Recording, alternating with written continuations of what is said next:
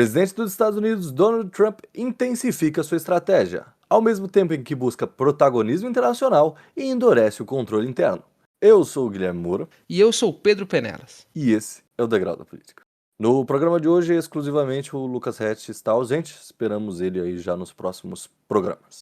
Thousands of people a week from being killed, and President Putin wants to see that as much as I do. So, again, Mr. President, I'd like to thank you very much, and thank you very much, Vladimir. Next time in Moscow. Oh, that's an interesting one. I don't know. I'll get a little heat on that one, but I could see it possibly happening. Thank you very much, Vladimir. And thank you all. Thank you. Pra gente começar, né, Pedro, vamos dar um giro no Trump, porque essa semana a gente tem falado muito de questões internas e tal, tem falado dele indiretamente, mas ele fez várias coisas aí essa semana, né? Talvez a gente possa começar pelo que mais importante, e que rolou agora de último, né, que foi o encontro dele com o Putin no Alasca, né, cara? Ali para negociar o fim da guerra da Ucrânia, aquela coisa toda. Eu achei muito simbólico, viu, cara, a parada ser no Alasca, né? Mas eles se encontram lá, né? Tem uma cena de afeto e não deu em nada, né? Assim, o Trump falou, né? Não vai ser esse conflito, segundo ele, o maior conflito pós-45. Também não é pra tanto, né?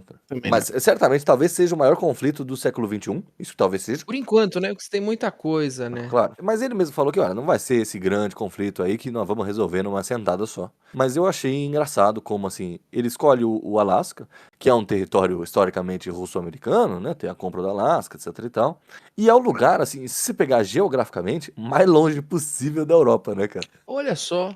É tipo, do outro lado. É pra falar, olha, o negócio é eu e você, né, cara? Não, mas não tem outro lugar pra fazer isso do que o Alasca também, né? Mas o próprio Putin, assim, ele falou, não, quando ele recebeu o convite, falou que ia, tal, questionaram ele, né? Ele falou, não, mas eu acho que é importante que a Europa, a Ucrânia estejam na mesa de negociação também. Então até o próprio Putin, assim, achou esquisito. Achou esquisito, né? A escolha do lugar. Foi uma espécie de política da boa vizinhança do Trump nesse sentido, né? Porque eu vi um tweet de um americano falando, nossa, eu não sabia que nós éramos tão perto da Rússia assim. Total, né? É um país vizinho, Um país vizinho, pois a é. gente não pensa nisso, né? Mas assim, a maior fronteira contínua é do Canadá e da Rússia, né, cara? Pois é, então. Que é no Polo Norte, aquela coisa toda. A gente não vê, porque a gente vê o mapa, né? E se esquece que a gente tem essa visão terraplanista, né? Isso, exatamente. Você vê o mapa ali, parece que é longe, é do outro lado, mas não, tá ali, né? Encostadinho. E assim, esse encontro, assim, claro, não saiu nada disso. O próprio Trump cancelou, assim, tinha um almoço que eles iam fazer no dia seguinte, ele cancelou, já voltou pro Washington, enfim. Então talvez as coisas já não tenham corrido tão bem quanto o Trump achou que iriam, talvez tão rápidas, mas ele mesmo já chegou com baixas expectativas, sei lá. Mas isso vem dessa corrida que ele tá tendo pra ganhar o Nobel da Paz, né, cara? Isso parece ser um grande objetivo pessoal até do Trump. Quando a gente fala, muita gente tem falado, e cada vez mais se confirmando, né, o patrimonialismo, o paternalismo político chegou nos Estados Unidos, né? Trump, ele parece usar a posição dele como presidente pra tentar ganhar aí o Nobel da Paz, essa coisa toda. Inclusive, ele falou brincando, ou pelo menos ele estava sendo jocoso. Mas ele falou, não, porque se a Suécia não der o Nobel da Paz aí pra mim também, a gente tem que ver umas tarifas e tal. Ele chegou a falar uns negócios assim. Mas ele vem aí numa crescente, né? Ele se encontrou com muita gente. Até um programa anterior que a gente tratou sobre Trump, a gente comentou daquele vídeo dele com o presidente ou ditador, enfim, do Azerbaijão, né? No programa eu falei, pô, Vinícius, eu não sei o que era, depois eu fui dar uma olhada, né? E ele tava lá mediando, o Azerbaijão e a Armênia têm muitos problemas fronteiriços, né, tal. E ele chegou, nesses meses, ele chegou a tratar de questões Índia e Paquistão, cujo o Paquistão falou, não, Trump que mediou mesmo. Agora, no último mês, a gente nem falou sobre isso, porque assim, foi rápido e a gente também é zero letrado nessas coisas, né? Mas teve conflitos fronteiriços entre a Tailândia e o Camboja, que ele também esteve lá e tratou, enfim. E o Camboja falou, não, foi o Donald Trump que fez mesmo, blá, blá, blá. Pois é, defenderam ele para Nobel da Paz, já é o segundo autoridade, né? Então, ele vem, assim, internacionalmente ele vem enquanto pessoa, não enquanto Estado americano, né? Ele, enquanto Donald Trump, vai nos conflitos mediar, tal, como o grande negociador que ele é, essa coisa toda. Então, eu imagino que ele tem essa intenção clara, né, de ele encerrar a guerra da Ucrânia, que até a guerra da Ucrânia, inclusive, é uma guerra que ele atribui ao Biden, né? Pois é. Ele atribui a fraqueza da administração Biden à possibilidade do Putin ter invadido a Ucrânia, etc e tal. Ainda que hoje a gente saiba que, por exemplo, não envio de verba militar ou de armas para a Ucrânia por parte da administração Trump é o que possibilita os grandes avanços russos. russos, né? Sem dúvida. Ele também vem causando esse tipo de questão. Mas o próprio Putin fala pra ele, assim, se o senhor fosse presidente, isso não teria acontecido, essa guerra não estaria rolando, né? E é aquela coisa que o Lucas sempre fala, de como o Trump ele enxerga o mundo multipolar e etc e tal, e você tem zonas de influência, e a Ucrânia tá na zona de influência russa. Então, assim, eu imagino que ele entenda que, o Ucrânia entenda que você é um vassalo e se comporte como tal, né? E é engraçado porque e você fala isso, né? Repetindo o que o Red fala das zonas de influência, do multipolar, como ele respeita e é respeitado por esses países. Você falou do Azerbaijão, mas eu queria lembrar também do Turcomenistão. Ele fez um giro lá no chamado Sovietistão, né? Que era Turquestão, antigo né? União Ásia Central ali. Soviética, É. mas que agora é meio China, meio Rússia, né? Esse pessoal tá nesse meio ali, é muito apoiado tanto por Xi Jinping como Putin, são aliados. Sim. Há um respeito mútuo, né? Porque eles entendem o mundo dessa maneira também. É interessante pra eles serem influenciados nessas zonas, né? E o Trump, se você pegar, ele é um líder bem oriental, né, cara? Essa coisa do grande homem, essa coisa jupiteriana, né? Sim. O grande líder, etc e tal. Ele gosta dessas figuras, né? Tanto que ele tem um grande respeito, inclusive, pelo próprio Putin, etc e tal. Ele até falou sobre a guerra da Ucrânia, antes dele ir lá pro Alasca, que perguntaram, o senhor acha que tem chance aí da Ucrânia reverter a situação da guerra? Ele falou, não, é impossível. A Rússia é uma nação guerreira, é uma nação de homens muito fortes, tal. Então ele tem Pois é. uma admiração pela coisa, né? Ele deve odiar o Gorbachev. Mas bom, indo então para a política interna nos Estados Unidos, talvez a que mais tenha chamado a atenção aí, ele chama, né, a Guarda Nacional e toma conta da polícia de Washington DC, né, do condado ali, né? É o distrito mais democrata. Se você pega as eleições, Washington tem 91%. Acho que o Biden ganhou com 91% lá. E ele vai assumir controle da polícia. Seria mais ou menos aqui como quando teve intervenção federal lá no Rio de Janeiro. E isso, cara, sabe quem foi o verdadeiro cara que influenciou o Trump a fazer isso? Quem? O Ibanez Rocha. Porque o Trump falou alguma coisa de Brasília, lá de perigo de Brasília, aí o Ibanez falou assim, olha, só pra vocês saberem, números aqui, ó. Brasília é uma das cidades mais seguras do país e ela é muito mais segura que Washington. Olha. Na semana seguinte, o Trump baixou a ordem, mano. Você vê como a gente tá na vanguarda aí do pensamento? Governador Ibanez. Mas também, como você vai ter... Porque a questão começou ali com o morador de rua, né? O Trump falou, eu quero evacuação total dos moradores de rua de Washington. Em Brasília não tem essa situação, né? Porque Brasília, né, maluco? O Neymar fez um trabalho ali que era pra não favelizar, né? Não Fez dá. um trabalho pra não ter gente andando na rua, Não né? tem gente na rua, né? Não tem nem morador, quanto mais gente na rua. A criminalidade tá em outro lugar, né? Pra fazer aquela comentário de tio, o cara vai pra Brasília, cuidado com a tua carteira, hein? Exato. Ao mesmo tempo é isso, né?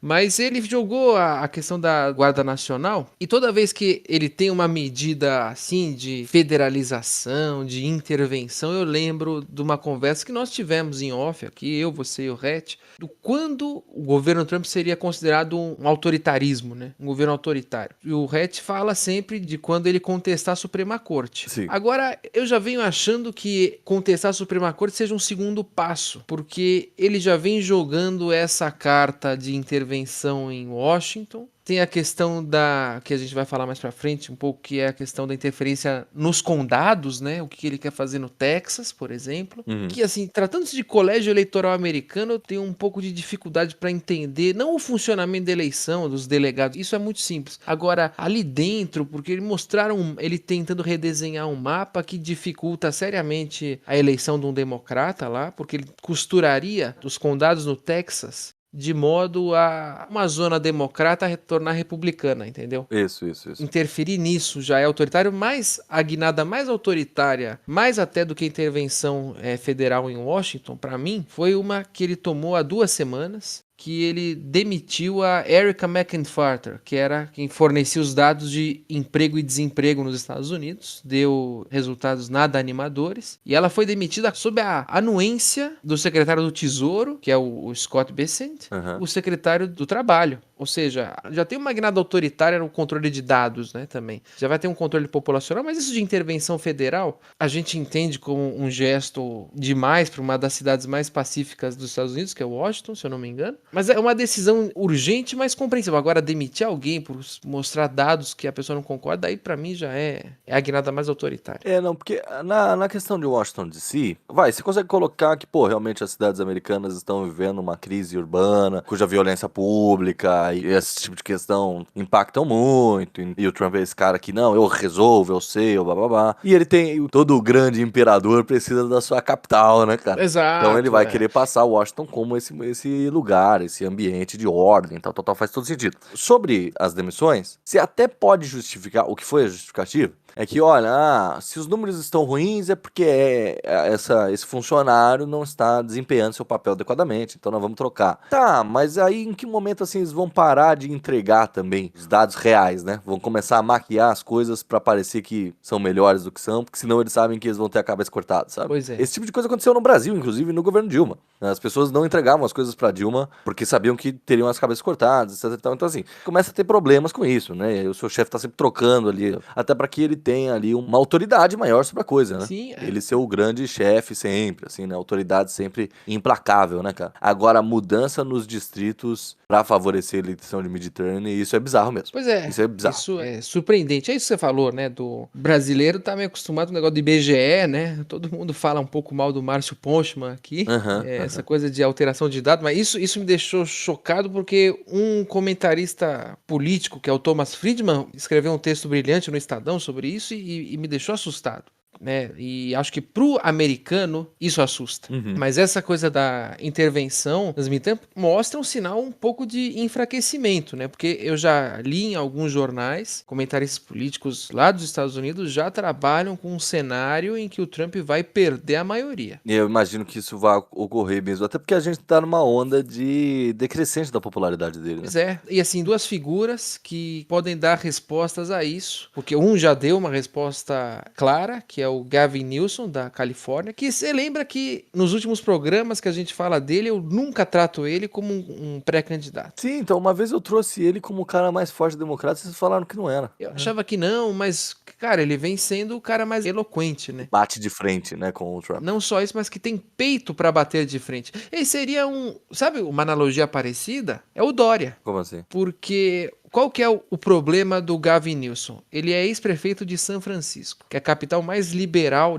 nos termos não econômicos, né, nos costumes dos Estados Unidos. Sim, sim. Então ele é uma caricatura do californiano vegetariano, que anda de carro elétrico, que é o que os republicanos odeiam. Ele é woke, né? Ele é o woke. É. E o Dória é a definição de paulistano. Sim, Que sim. Goiás Metafísico odeia e odiou na pandemia. Sim, E é o cara que mais está contestando o Trump e que tem peito, tem PIB para contestar também. Porque o PIB da Califórnia... Não, a gente tá falando da Califórnia, né? Que é a República da Califórnia, né? Exato. Se os caras quisessem ser um país à parte, eles eram. Exato. Não, se é o governador do Colorado, peraí, amigo. Agora, a Califórnia É outra coisa. E uma coisa importante sobre as midterms, cara, a eleição executiva não reflete tanto as midterms, porque às vezes o candidato do executivo ele não chama o eleitor, o voto distrital, enfim, acaba chamando o eleitor pra ir votar, né? E eu me lembro que na época da campanha, tal, a Kamala até por questões de costume americano e questões de carisma da candidata mesmo. Kamala não era uma mulher carismática, né? O eleitor não ficou engajado a ir votar nela, mas esse eleitor ele vai votar nas midterms, porque a midterm é uma eleição talvez até mais próxima, né? Com o eleitor ali. Sem dúvida. Tanto é que você tem estados que são completamente vermelhos ou azuis que um senador democrata e um senador republicano vence, ou tem mais chance, né? É uma coisa bem local. E acho que é comum uma ligeira oscilação negativa, assim, para baixo do presidente, perder a maioria nas midterms, né? Isso aconteceu com o Bush, se eu não me engano, aconteceu com o Biden também. Agora vamos ver como... Eu não sei se ele fala muito das midterms, mas tá todo mundo falando das midterms já, né? Não, o cenário político inteiro americano já tá voltado pra isso. Aí né? que se mostra a crise também, né? Porque tá um processo acelerado da eleição, inclusive. Tá todo mundo muito preocupado com isso, mas essa questão dos distritos do Texas, o perigo é começar no Texas e o Texas ser o celeiro. E é isso que o Gavin Newsom tá falando, são os outros distritos republicanos adotarem as mesmas propostas do Texas, para burlar completamente o sistema. O Texas, lembrando que é outro estado, país, né, cara? Seria a contrapartida à República da Califórnia, a República do Texas. E é a contrapartida como um todo, né?